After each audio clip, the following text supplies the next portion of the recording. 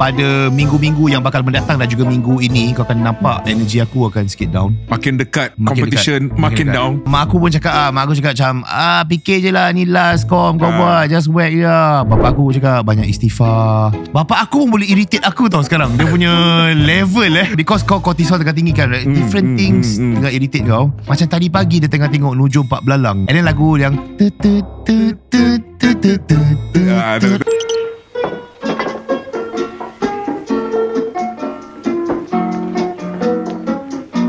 aku tengah breakfast, aku aku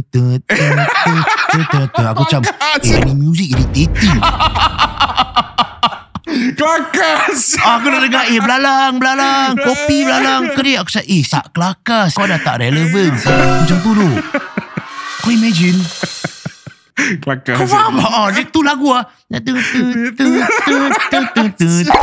aku tengah makan telur macam irritating. So yalah, itulah yang sedang aku lalui.